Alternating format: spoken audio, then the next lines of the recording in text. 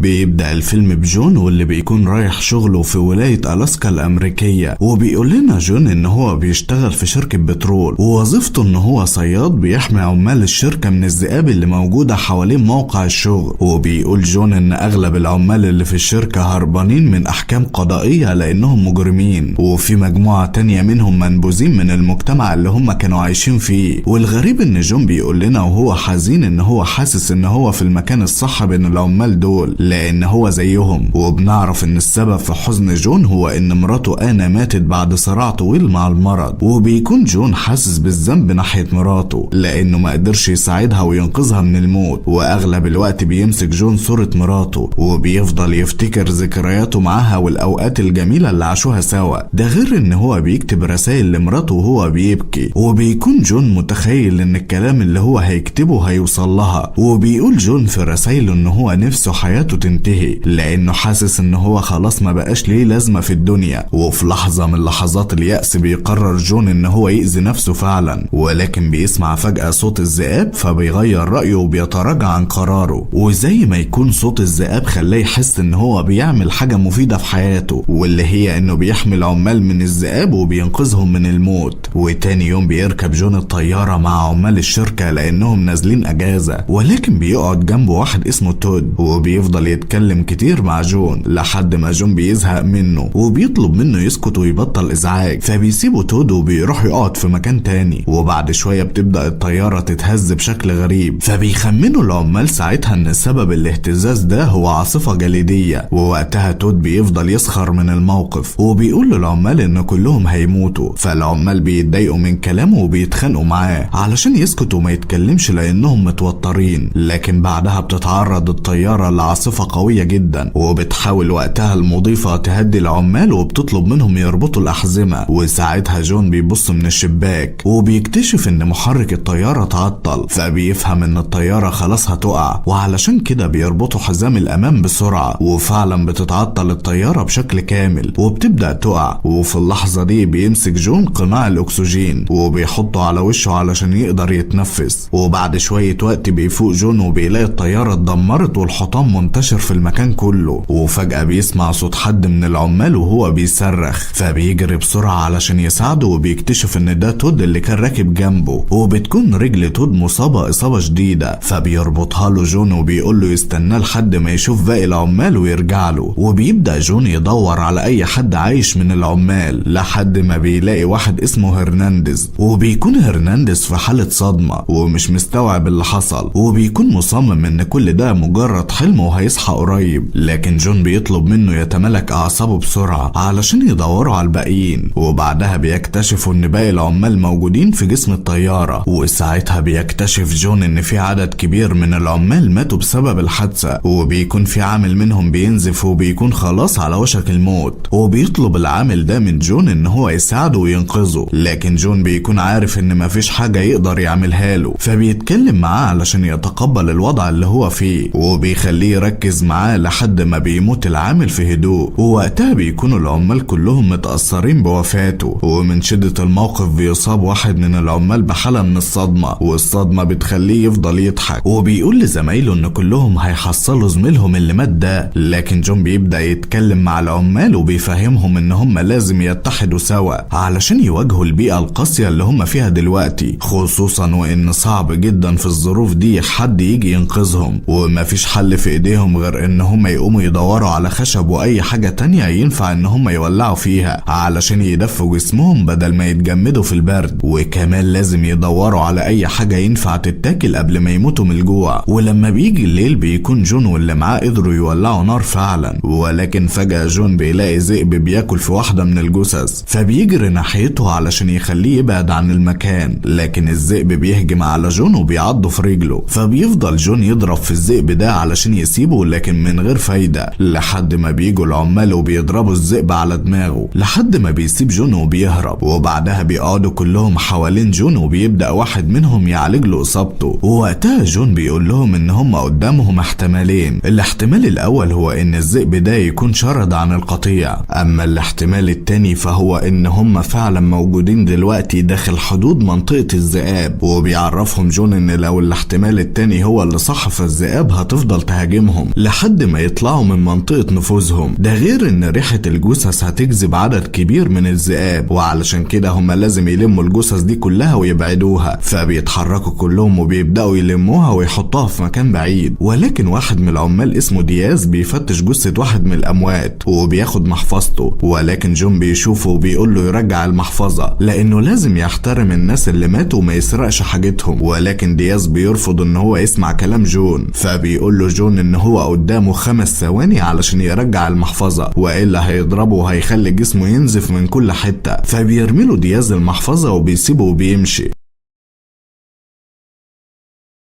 وبعدها بيتجمعوا كلهم وبيولعوا نار وبيفضلوا يتكلموا سوا. واثناء ما هم بيتكلموا بيسمعوا صوت ذئب بيقرب منهم، فبيمسك جون شعلة نار وبيروح ناحية مصدر الصوت، وباقي العمال بيروحوا معاه. وساعتها بيشوفوا ذئب ضخم بيقف قدامهم، وبينصدموا العمال لما بيشوفوا عيون عدد كبير من الذئاب بتظهر قدامهم في الضلمة، فبيخافوا وبيكونوا عاوزين يهربوا. ولكن جون بيمنعهم وبيقول لهم يثبتوا في مكانهم لان الذئاب بتختبر قوتهم، وبيعرفهم ان الذئب الضخم ده هو زعيم القطيع واسمه ألفا، وبيفهمهم ان الموقف ده هو اختبار للقوة، ولو الذئب ألفا لاحظ عليهم اي علامة خوف هيهجم عليهم فورا. وفعلا بعد لحظات بيبعد الذئب ألفا وباقي القطيع بيختفي. لكن جون بيكون عارف ان الذئاب هتفضل في مكان قريب، علشان كده بيبلغ زمايله ان هم لازم يعملوا نوبات حراسة كل ساعتين، وبيقول لهم يروحوا يناموا لان هو اللي هيمسك اول نوبة حراسة. وبعد ساعتين بيبدل مع زميله بيرك، وبيأكد جون على بيرك ان هو يفضل صاحي وما ينامش، وبيسيبه جون وبيروح علشان ينام. وبعدها بيبدأ بيرك نوبة الحراسة مع هرنانديز، ولكن هرنانديز بيبعد عن المكان وبيروح يعمل حمام، ووقتها بيهجم عليه 2 من الذئاب وبيخلصوا عليه. وتاني يوم بيصحى جون وبينصدم لما بيشوف جثة هرنانديز، ووقتها العمال بيحبطوا جدا بسبب موت زميلهم. وهنا جون بيفهمهم ان الذئاب قتلت هرنانديز وما اكلتهوش، وده معناه ان هم كده جوه منطقة نفوذ الذئاب، وان الذئاب هتفضل تهاجمهم لحد ما تخلص عليهم واحد ورا التاني. علشان كده هم لازم يمشوا من المكان ده فورا ويبعدوا عن منطقة نفوذ الذئاب. وبيشاور جون على غابة قدامهم، وبيقترح على زمايله ان هم يروحوا الغابة دي على امل ان هم يكونوا بعدوا عن منطقة نفوذ الذئاب، ولو ده ما حصلش فعلى الاقل هيعرفوا يستخبوا بين الاشجار ويدافعوا عن نفسهم لما الذئاب تهجم عليهم. وهنا دياز بيعترض على كلام جون وما بيكونش موافق عليه، وساعتها العمال بيفضلوا ساكتين ومحدش فيهم بيرد. فبيقول لهم جون ان هو هيجهز نفسه ويروح للغابة لوحده وبيسيبهم وبيمشي. ووقتها العمال بيغيروا رأيهم وبيبدأوا يلموا حاجتهم علشان يروحوا كلهم لجون، وبيروح جون علشان ياخد وقود من الطيارة. ووقتها بيشوف جثة واحد من الركاب فبياخد محفظته، وبينادي على زمايله بيقول لهم يجمعوا محافظ الناس اللي ماتوا علشان لو قدروا يرجعوا للمدينة يوصلوا المحافظ دي لأهلهم. فبيسخر دياز من جون وبيرفض يلم المحافظ مع زمايله وبيقعد يضحك عليهم، ولكن جون بيتجاهله وبيكمل في اللي هو بيعمله. وبالصدفة بيلاقي جون البندقية بتاعته تحت الجليد، ولكن بيكتشف ان هي اتكسرت، وبيلاقي جنبها علبة فيها طلقات البندقية فبياخدها وبيحتفظ بيها معاه. وبعدها بيتحرك جون وال5 اللي معاه في طريقهم ناحية الغابة، لكن الرياح بتكون قوية والجو بيكون سيء لدرجة ان هم بيمشوا بصعوبة شديدة على الجليد. وبيكون تود هو اخر واحد فيهم لان حركته بطيئة بسبب الاصابة اللي في رجله، وبيجي 3 من الذئاب وبيهجموا عليه وبيموتوه. ولما جون وزمايله بيشوفوه بيجروا عليه بكل سرعتهم على امل ان هم ينقذوه، لكن الجليد بيخلي حركتهم بطيئة. ولما بيوصلوا بيكون تود خلاص مات، فبيحزنوا كلهم عليه وبيضطروا ان هم يسيبوه ويكملوا في طريقهم. وفجأة بتجري وراهم مجموعة من الذئاب فبيجروا بكل قوتهم وسط الجليد علشان يهربوا منهم، ولحسن حظهم ان هم بيقعوا من فوق منحدر وبيبعدوا عن الذئاب. وساعتها جون بيطلب من زمايله ان هم يولعوا نار بسرعة علشان الذئاب تبعد عنهم، فبيتحركوا بسرعة وبيجمعوا شوية اخشاب وبيحطوا عليها الوقود وبيقدروا ان هم يولعوا النار. وفي اللحظة دي اصوات الذئاب حواليهم بتختفي، فبيفهم جون واصحابه ان الذئاب بعدت عنهم. لكن جون بيقول لزمايله ان هم لازم يخلصوا على الذئاب دي واحد ورا التاني علشان يقللوا عددهم زي ما هم بيعملوا بيعملوا معاهم. وبيروح جون وبيجيب فروع من الشجر علشان يستخدمها هو وزمايله كرماح ويقاتلوا بيها الذئاب. وبيثبت جون الطلقات اللي معاه على الرماح دي، وبيشرح لزمايله ازاي يستخدموها علشان يقتلوا بيها الذئاب لو هجمت عليهم. لكن دياز كالعادة بيسخر من كلام جون، فبيقول له جون ان هو بيعترض دايما لانه عايز يداري خوفه. فبيتعصب دياز من كلام جون وبيرفع عليه السكينة وبيكون عاوز يتخانق معاه. فجون بيهجم على دياز وبيضربه وبيسيطر عليه. وساعتها جون بيقول له يبطل اللي هو بيعمله لانهم في ازمة ولازم يتحدوا سوا.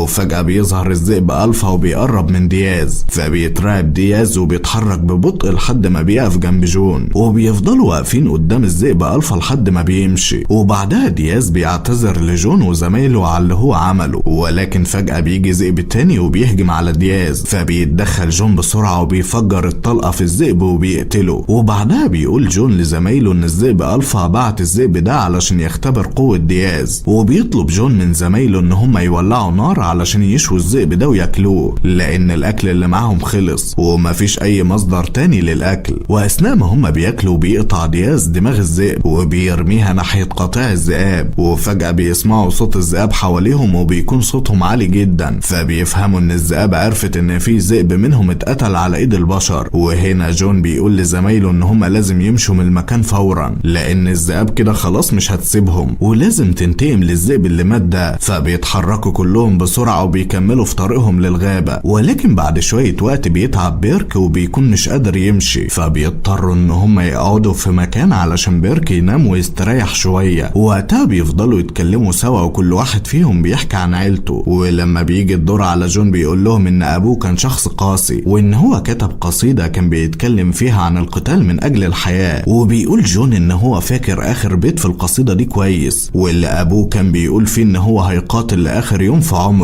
وبعدها جون اكتشف ان ابوه كان مصاب بمرض مميت. واثناء ما جون بيتكلم بتحصل عاصفة شديدة، فبيقربوا كلهم من بعض علشان يتدفوا ويحموا نفسهم من العاصفة. ولكن للأسف تاني يوم بيكتشف جون ان بيرك مات من شدة البرد، وطبعا بيحزن عليه هو وباقي زمايله وبيسيبوه بيكملوا في طريقهم. وهنا جون بيكتشف ان في جذع شجرة مقطوع بمنشار كهرباء، وده معناه ان في بشر حواليهم واكيد قريبين منهم. وفجأة بيسمعوا صوت ميه وبيكتشفوا ان في نهر قريب منهم. فوقتها جون بيقول لهم ان هم لازم يمشوا في اتجاه النهر لانهم هيلاقوا البشر قريبين من الميه. ولكن المشكله ان هم بيكونوا فوق جبل عالي ومش هيعرفوا ينطوا في النهر. فبيقرروا ان هم يجمعوا اي حاجه معاهم علشان يصنعوا حبل. وبعدها هنريك بيربط نفسه في الحبل ده علشان ينط للناحيه التانيه ويربط الحبل في الاشجار. وبكده باقي زمايله يقدروا يعدوا للناحيه التانيه من خلال الحبل. وبيجري هنريك بسرعه وبينط من فوق الجبل، لكن الحبل بيتقطع. فبيتحرك دياز بسرعة وبيلحق يمسك الحبل في اخر لحظة، ولكن برضه الجليد بينهار من تحت دياز وبيكون خلاص هيقع من على الجبل. فزمايله بيجروا عليه وبيسحبوه بسرعة قبل ما يقع. وبعدها بيربطوا الحبل علشان يوصل ما بين الجبل وبين الاشجار ويعرفوا يعدوا للناحية التانية. وبيعدي دياز الاول وبيجي الدور بعده على تلجت، لكنه بيرفض يعدي وبيطلب من جون ان هو يعدي قبله علشان لو حصل حاجة يبقى يشده ويساعده. ولكن بيظهر ان تلجت بيخاف من المرتفعات اصلا. فبيعدي جون وبيقدر ان هو يوصل للناحية التانية. وبعدها بيمسك تلجت في الحبل علشان يعدي، لكنه بيتوتر وبيخاف ونضارته بتقع منه. وبيحاول يتحرك بسرعة علشان يوصل للناحية التانية، لكن الحبل بيتقطع فجأة وبيقع تلجت من الارتفاع العالي ده وبيصطدم بالارض وبيتصاب اصابة شديدة وبيكون خلاص على وشك الموت. وبيتخيل بنته وهي بتقرب منه، لكن في الحقيقة بتكون الذئاب متجمعة حواليه علشان تاكله. فبيحاول جون واللي معاه ان هم ينزلوا من على الاشجار علشان ينقذوا تلجت، لكن الذئاب بتكون خلاص خلصت عليه وبتسحبه لمكان بعيد. ووقتها بيقع دياز من على الشجرة وبيتصف رجله، ولكن بيحاول يستحمل الألم وبيقدر يكمل مع جون وهنريك لحد ما بيوصلوا عند حافة النهر. ووقتها دياز ما بيكونش قادر يمشي نهائي وبيقرر ان هو يستسلم لمصيره، وبيطلب من جون وهنريك هنريك ان هم يسيبوه ويكملوا في طريقهم. فبيحاول جون يشجعه ويعرفه ان هم خلاص قربوا يوصلوا للقرية، لكن دياز بيقول له ان البرد والجوع والاصابة خلصوا عليه، وبيكون مصمم ان جون وهنريك يسيبوه وما يعطلوش نفسهم بسببه. فبيفهم جون ان مفيش فايدة من الكلام مع دياز لانه مش هيغير رأيه، وبيضطر ياخد هنريك ويسيبوه ويمشوا. ومش بيعدي وقت كتير وبيسمعوا صوت دياز وهو بيصرخ بسبب هجوم الذئاب عليه. وبعدها هنريك بيقول لجون ان هو شافه لما كان عاوز ينهي حياته وتراجع عن قراره. فبيقول له جون ان دي كانت لحظة من لحظات اليأس اللي سيطرت عليه. وفجأة بيلاقوا مجموعة من الذئاب بتجري ناحيتهم، فبيجروا منهم بكل سرعتهم، لكن هنري بيقع في النهر والمية بتسحبه. فبينزل جون وراه علشان ينقذه، ولكن رجل هنريك بتتحشر بين الصخور تحت المية. فبيحاول جون ينقذه بكل الطرق، ولكن للأسف هنريك بيغرق وبيموت. فبيخرج جون من النهر وهو في حالة من التعب والحزن، وبعد ما بيستريح شوية بيطلع محافظ الناس اللي ماتوا وبيشوف صورهم مع أطفالهم وبيتأثر. وبيطلع جون الرسالة اللي هو كتبها لمراته وبيبص فيها، ولكن فجأة بيسمع صوت الذئاب بتقرب منه وبتحصره. ووقتها بيظهر الذئب ألفا زعيم القطيع، وفي اللحظة دي الذئاب كلها بتتراجع، وبيكون واضح ان الذئب ألفا عاوز يقتل جون بنفسه. فبيحط جون الرسالة في محفظته وبيشوف صورة مراته وبيتخيلها في الوقت ده وهي بتطلب منه يكون شجاع وما يخافش. فبيحط جون محفظته على الأرض وبيربط في ايده أزايز صغيرة كانت معاه، وبيربط في ايده التانية خنجر وبيثبته كويس. وبعدها بيكسر جون الأزايز علشان تكون أطرافها حادة. وبعدها بيقف جون قدام الذئب ألفا وبيستعد علشان يواجهه. وساعتها بيقول جون آخر جملة في القصيدة اللي أبوه كتبها، واللي هي إنه هيقاتل لآخر يوم في عمره. وبيخلص الفيلم.